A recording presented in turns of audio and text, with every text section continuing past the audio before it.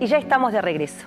En el mundo, cada 21 minutos mueren alrededor de 29.000 niños y niñas menores de 5 años, especialmente por causas que podrían evitarse, como por ejemplo la diarrea, el paludismo o las infecciones neonatales.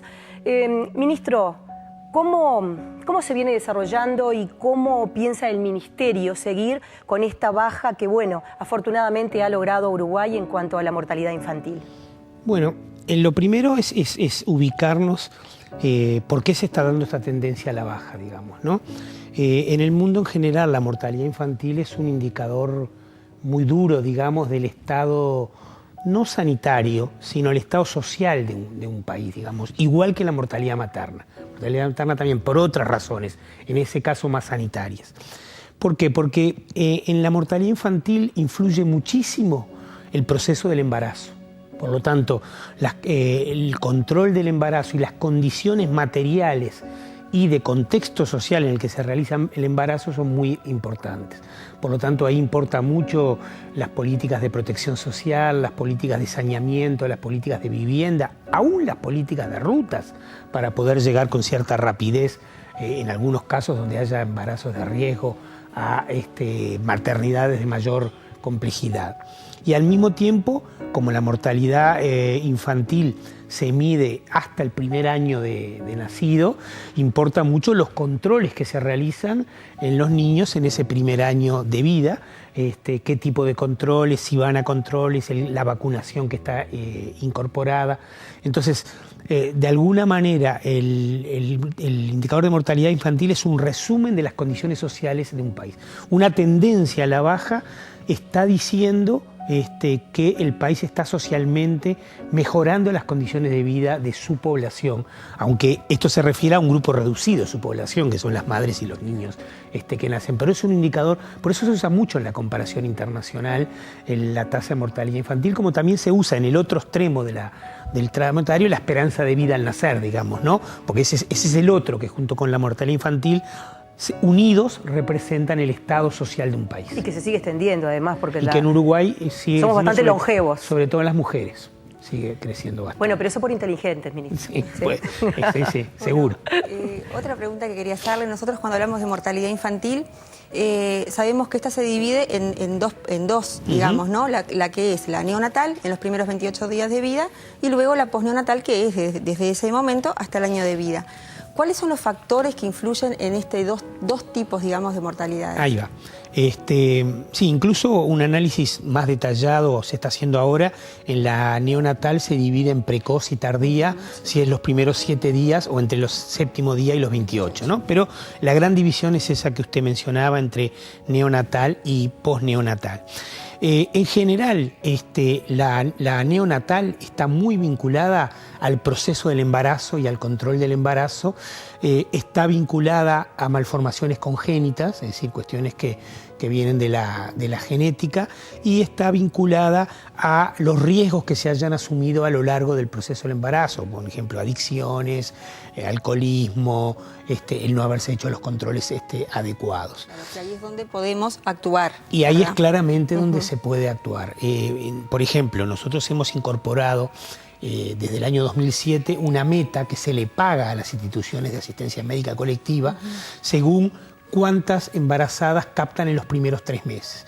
Y para dar un promedio nacional, pero eso es distinto en cada lugar, el punto de partida, la línea de base, lo que las instituciones dijeron que tenían en el momento de empezar, andaba entre 50 y 60%, y hoy ya la meta está llegando a 90%. O sea, con los números tan pequeños que hay en Uruguay, el 90% es como el 100%, porque digamos, ¿no? Una embarazada menos que se capte puede ya cambiar el promedio, ¿no? O sea que eso, la meta actuó mucho, eso se le pagó a las instituciones, recibieron un plus por salir a buscar, porque hubo que salir a buscarlas en muchos casos, hubo que salir a encontrar, y sobre todo para las mutualistas del interior, esto significaba a veces ir a medios rurales, a ciudades muy lejanas de la capital departamental. Eso en la neonatal.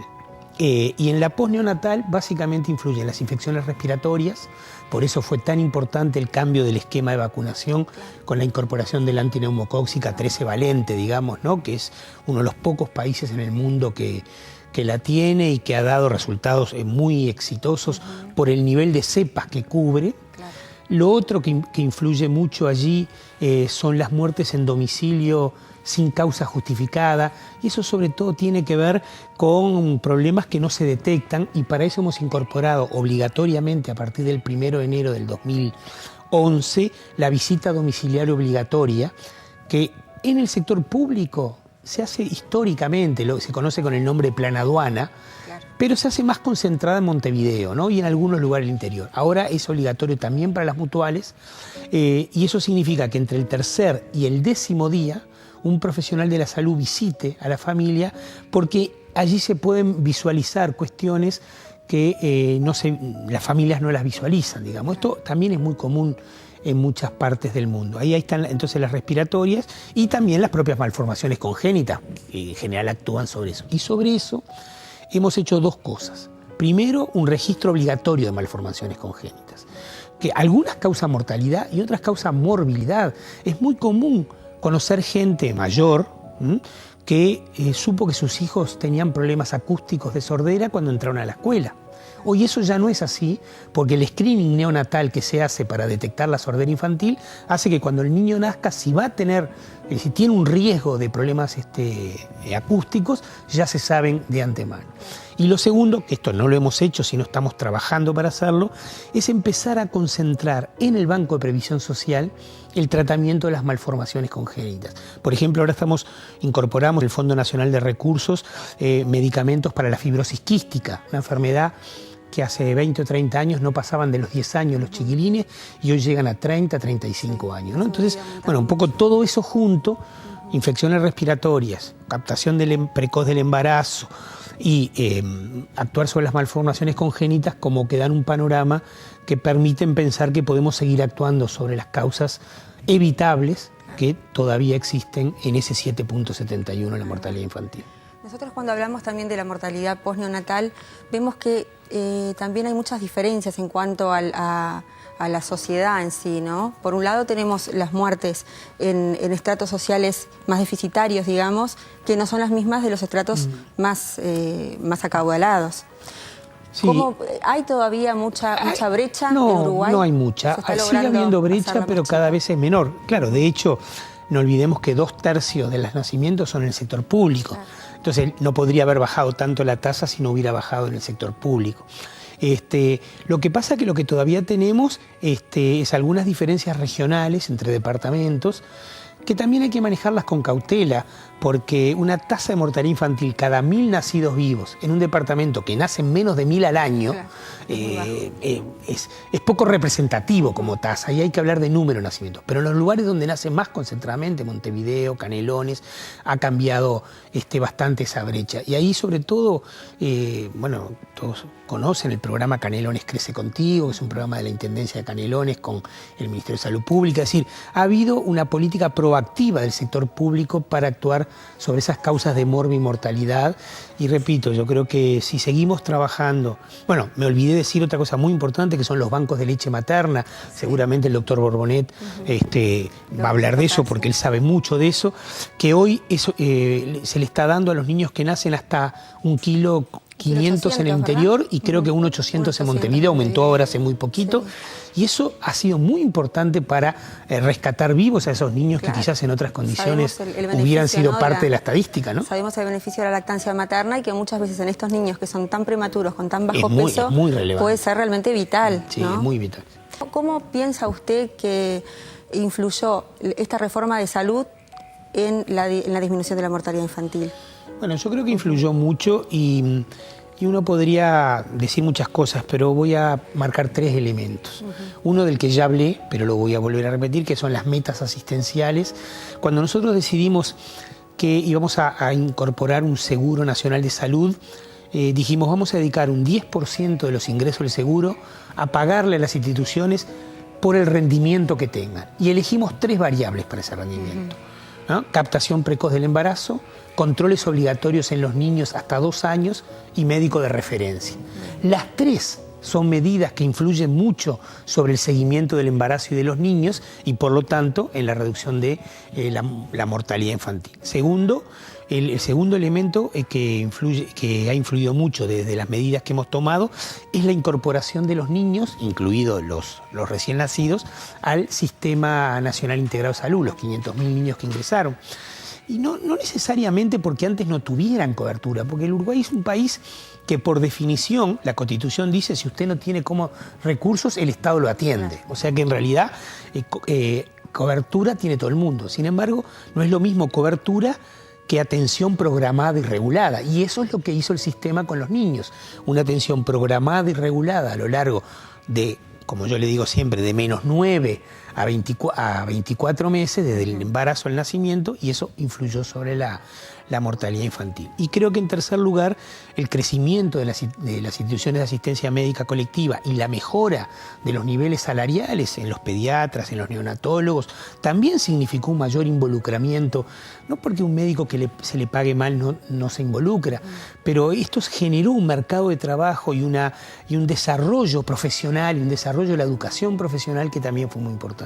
Y todas esas cosas tienen mayor o menor medida de vínculo con la reforma. Pero solamente un comentario. Yo creo que no solo con la reforma de salud, es en general con la reforma social del gobierno. Porque en la mortalidad infantil también influyeron el cambio en las asignaciones familiares, que le dio a las madres, sobre todo a las madres solteras, a las que hacen el mayor y el enorme esfuerzo de tener y de criar a sus hijos, un cambio cualitativo y cuantitativo de su sostén de vida.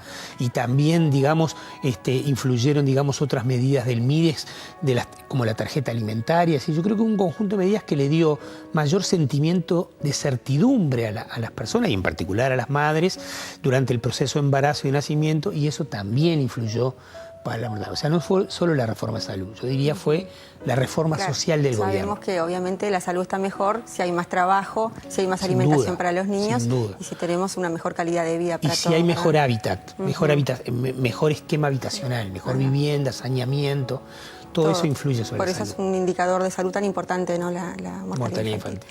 Bueno, nosotros le agradecemos mucho su presencia hoy acá en Vivir en Salud. Bueno, a ustedes.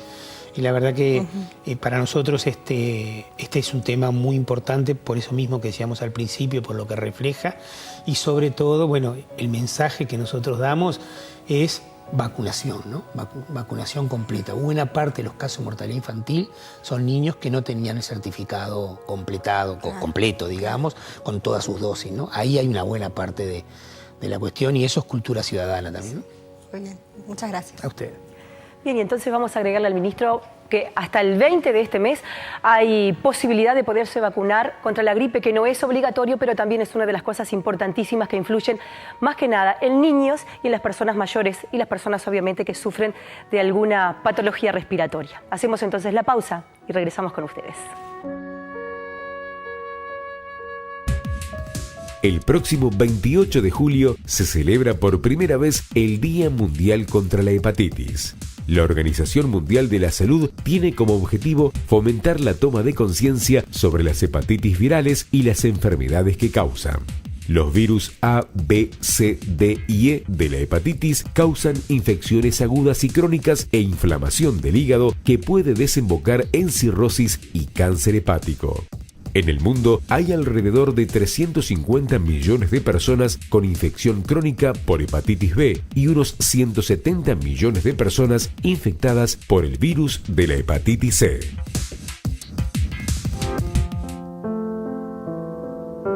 Ya estamos de regreso. Desde 2005 a la fecha, la tasa de mortalidad infantil se redujo en forma considerable en Uruguay. Solo en 2007 se registró un incremento. Ese año murieron 573 niños.